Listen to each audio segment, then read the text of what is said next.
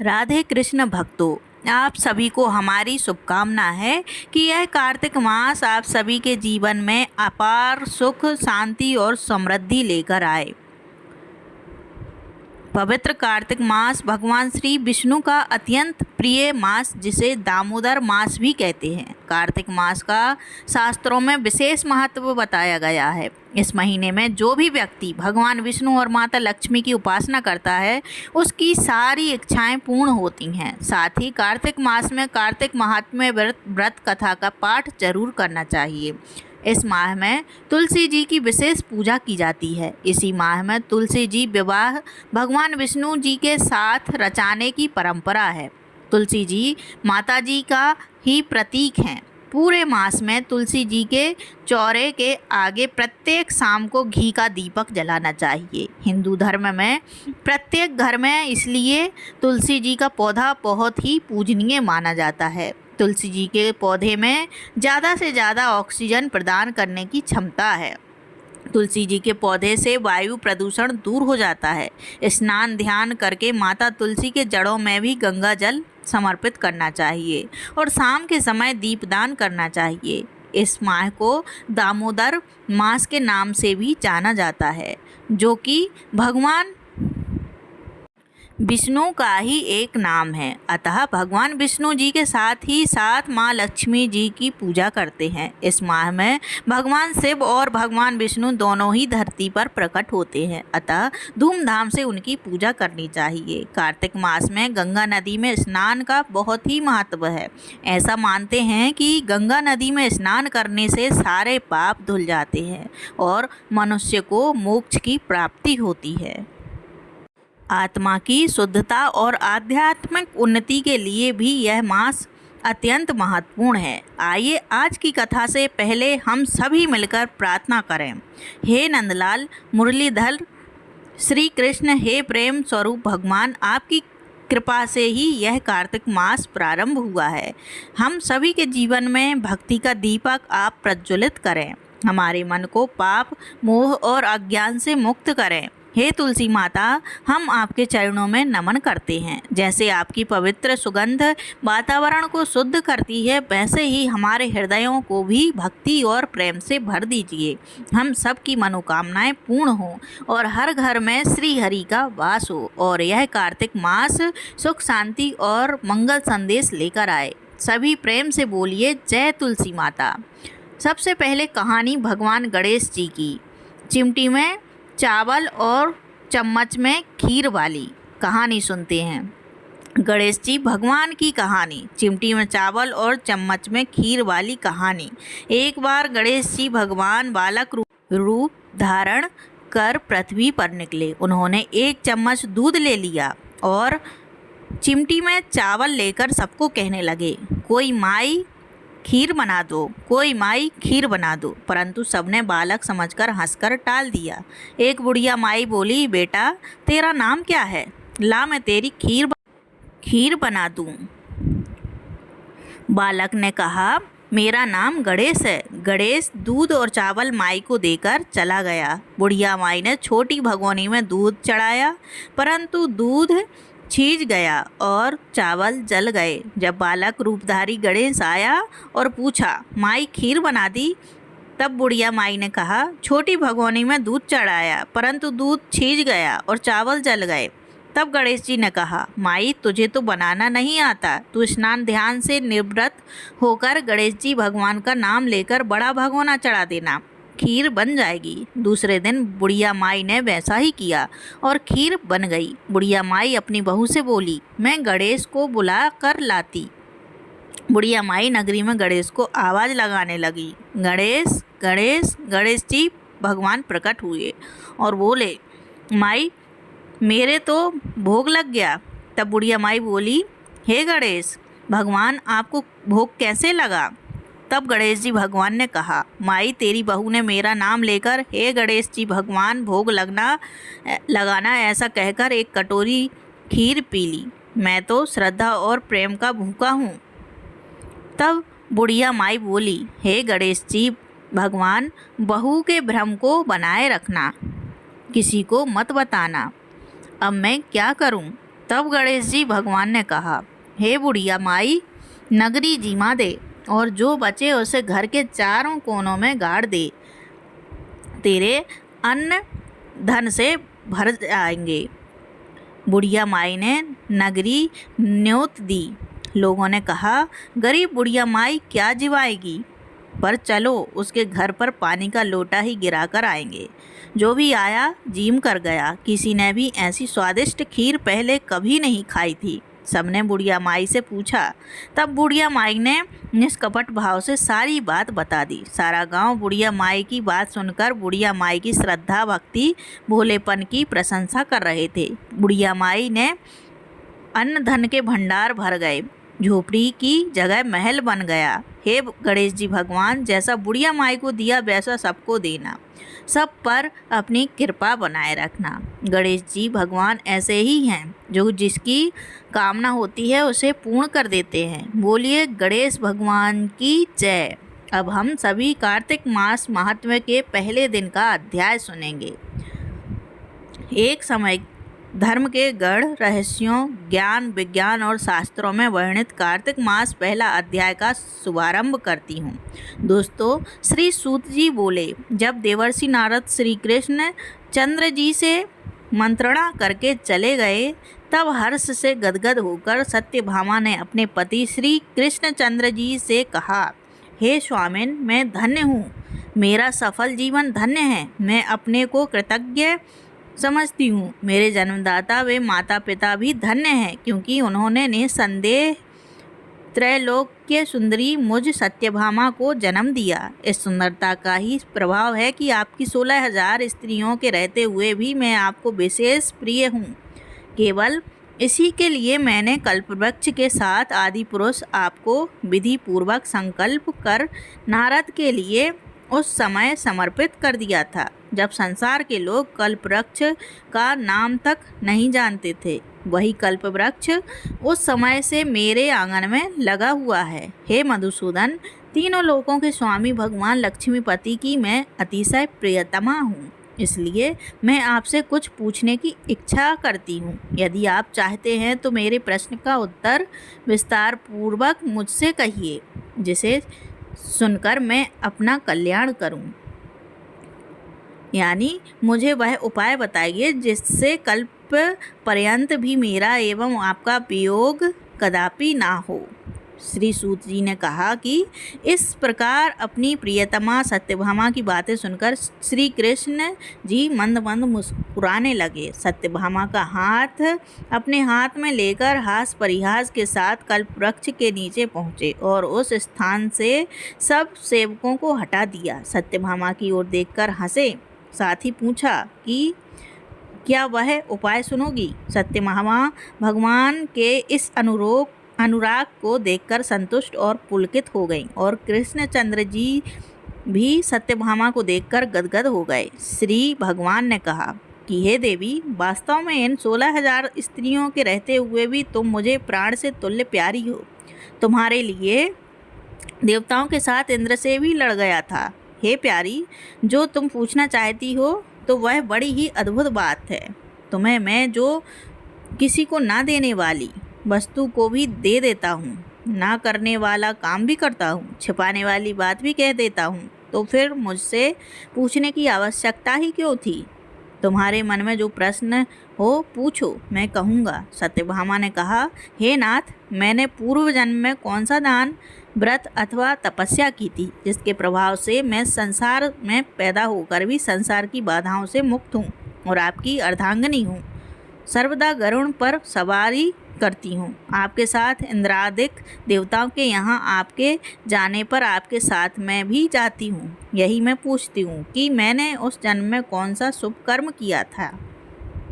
पूर्व जन्म में मैं कौन थी, मेरा कैसा स्वभाव था और मैं किसकी पुत्री थी। श्री कृष्णचंद्र जी ने कहा, हे प्रिय, तुम सावधान होकर सुनो। मैं तुम्हारे पूर्व जन्म की कथा कहता हूँ। उस जन्म में तुमने जिस पवित्र व्रत को किया था सो बतलाता हूँ। जबकि सतयुग का अंत हो रहा था, उस समय मायापुरी में एक अत्रि गोत्र वाला देव शर्मा नामक ब्राह्मण निवास करता था। वह समस्त वेदों तथा वेदांगनों में पारंगत, अतिथि पूजक, अग्निहोत्री तथा सूर्य नारायण का व्रत करता था। सर्वदा सूर्यदेव की उपासना करने के कारण वह दूसरे सूर्य की भांति देदीप्यमान था। उसको वृद्धावस्था में गुणवती नाम की एक कन्या उत्पन्न हुई। देवशर्मा को उस पुत्री के अतिरिक्त कोई संतान नहीं थी। उसने अपनी पुत्री का विवाह अपने एक शिष्य चंद्र के साथ कर दिया। पुत्र विहीन देवशर्मा अपने शिष्य चंद्र को अपने पुत्र के समान मानते थे और जितेंद्रिय चंद्र भी देवशर्मा को अपने पिता के समान समझता था। एक दिन चंद्र और देवशर्मा दोनों कुश और समिधा लाने के लिए वन में गए और इधर उधर घूमते घूमते हिमालय के समीप एक उपवन में पहुंच गए। तब उन्होंने एक विकराल राक्षस को अपनी ओर आते हुए देखा। उसे देखकर ये दोनों भय से व्याकुल हो गए, शरीर के अंग शिथिल हो गए और वे भागने में असमर्थ हो गए। यम स्वरूप उस राक्षस ने उन दोनों को मार डाला। हमारे गणों ने उस क्षेत्र के प्रभाव और उन दोनों के धार्मिक स्वभाव के कारण उन दोनों को वैकुंठ धाम में पहुंचाया। जीवन भर उन दोनों ने जो सूर्यदेव की आराधना किया था, उसी से मैं उन पर बहुत प्रसन्न था। हे प्रिय, सैव सूर्योपासक, गणेश के पूजक, वैष्णव और शक्ति के पूजक, जैसे वर्षा का पानी समुद्र में गिरता है, उसी भांति ये सब अंत में मेरे ही समीप आते हैं। अकेला मैं ही नाम और क्रिया के भेद से 5 रूपों में विभक्त हूँ। जैसे किसी का नाम देवदत्त है, वही देवदत्त किसी का बाप है, किसी का पुत्र है, किसी का भाई है और किसी का भतीजा है, लेकिन वास्तव में यह देवदत्त एक ही है। अस्तु, सूर्य के समान तेजस्वी वे दोनों मेरे वैकुंठ में आकर रहने लगे। विमान पर यात्रा करते थे, उनका मेरे समान रूप था। वे मेरे ही समीप रहते थे और उनके शरीर में दिव्य चंदन लगा रहता था। सभी प्रेम से बोलिए, जय श्री हरि विष्णु। अब आइए सुनते हैं तुलसी माता की कहानी। तुलसी माता की कहानी। तुलसी माता ने एक बुढ़िया को दिलाया कृष्ण का कांधा। जानिए क्या है कार्तिक माह की कहानी। कार्तिक माह में सभी औरतें तुलसी जी को जल से सींचा करती थीं। एक बुढ़िया भी थी जो कार्तिक माह में तुलसी को सींचने जाती थी, और जब वह जाती तो तुलसी माता से कहती कि हे तुलसी माता, सत्य की दाता, मैं तेरा बिरवा सींचती हूँ, मुझे बहू दे, पीले रंग की धोती दे, मीठा ग्रास दे, वैकुंठ में बास दे, अच्छी मौत दे, चंदन का काठ दे, अच्छा राज दे, खाने को दाल भात दे और 11 यानी एकादशी के दिन कृष्ण का कांधा दे। बुढ़िया माँ की यह बातें सुनकर तुलसी माता सूखने लगी। तुलसी माता को यूं सूखते देख भगवान ने पूछा, हे तुलसी, तुम दिन प्रतिदिन क्यों सूखती जा रही हो? तुलसी माता ने कहा कि बस मेरे मन की मत पूछो। भगवान ने कहा कि मैं नहीं पूछूंगा तो कौन पूछेगा? इस पर तुलसी माता कहती हैं कि एक बुढ़िया आती है और अपनी बात कहकर चली जाती है। मैं उसकी सभी बातें पूरी कर दूंगी, लेकिन कृष्ण का कांधा कहाँ से लाऊंगी? भगवान कृष्ण बोले कि वह मरेगी तो अपने आप ही कांधा देने आऊँगा। तुम बुढ़िया माई से यह बात कह देना। इसके बाद बुढ़िया मर गई। बुढ़िया के मरने पर सारा गांव इकट्ठा हो गया और उसका अंतिम संस्कार आने पर उसे उठाने लगे, लेकिन वह बहुत भारी हो गई, जिससे उसकी अर्थी टस से मस नहीं हुई। सभी बोले कि यह तो बहुत संस्कारी थी, बहुत पूजा पाठ करती थी, कोई पाप नहीं किया, फिर यह इतनी भारी कैसे हो गई? बूढ़े ब्राह्मण के वेश में भगवान आए और कहने लगे कि यह भीड़ कैसी है? तब गांव वाले बोले कि एक बुढ़िया मर गई है और वह इतनी पापिन थी कि उसकी अर्थी नहीं उठ रही है, बहुत भारी हो गई है। भगवान बोले कि मुझे इसके कान में कुछ कहने दो, फिर यह उठ जाएगी। भगवान बुढ़िया के पास गए और उसके कान में कहा कि माई, तू अपने मन की कर ले, पीताम्बर की धोती ले, मीठा ग्रास ले, बैकुंठ में बास ले, चटक की चाल ले, चंदन का काठ ले, झालर की झनकार ले, दाल भात को जी और कृष्ण का कांधा ले। भगवान की सभी बातें सुनकर बुढ़िया हल्की हो गई। भगवान अपने कंधे पर उसे ले गए। बुढ़िया को मुक्ति मिल गई और वह बैकुंठ को चली गई। हे तुलसी माता, जैसे आपने उस बुढ़िया माई की मुक्ति की वैसे सभी की करना। जैसे भगवान ने उसे कांधा दिया हमें भी देना।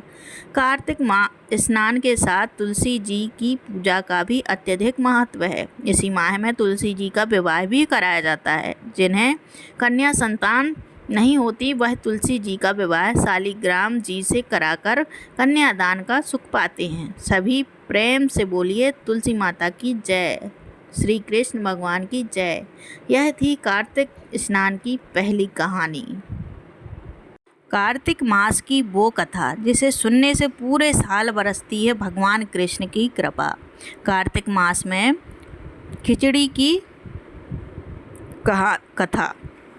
किसी गांव में एक बुढ़िया रहती थी और वह कार्तिक का व्रत रखा करती थी। उसके व्रत खोलने के समय कृष्ण भगवान आते और एक कटोरा खिचड़ी का रखकर चले जाते। बुढ़िया के पड़ोस में एक औरत रहती थी। वह हर रोज़ यह देखकर ईर्ष्या करती कि इसका कोई नहीं है, फिर भी इसे खाने के लिए खिचड़ी मिल ही जाती है। एक दिन कार्तिक महीने का स्नान करने बुढ़िया गंगा गई। पीछे से कृष्ण भगवान उसका खिचड़ी का कटोरा रख गए। पड़ोसन ने जब खिचड़ी का कटोरा रखा देखा और देखा कि बुढ़िया नहीं है, तब वह कटोरा उठाकर घर के पिछवाड़े फेंक आई। कार्तिक स्नान के बाद बुढ़िया घर आई तो उसे खिचड़ी का कटोरा नहीं मिला और वह भूखी ही रह गई। बार बार एक ही बात कहती कि कहाँ गई मेरी खिचड़ी और कहाँ गया मेरा खिचड़ी का कटोरा। दूसरी ओर पड़ोसन ने जहाँ खिचड़ी गिराई थी वहाँ एक पौधा उगा जिसमें 2 फूल खिले। एक बार राजा उस ओर से निकला तो उसकी नज़र उन दोनों फूलों पर पड़ी और वह उन्हें तोड़कर घर ले आया। घर आने पर उसने वह फूल रानी को दिए, जिन्हें सूंघने पर रानी गर्भवती हो गई।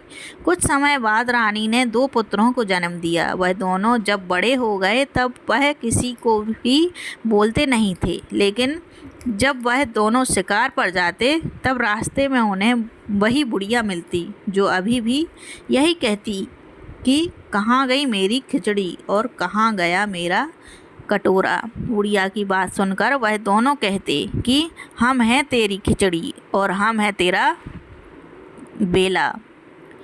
हर बार जब भी वह शिकार पर जाते तो बुढ़िया यही बात कहती और वह दोनों वही उत्तर देते। एक बार राजा के कानों में यह बात पड़ गई।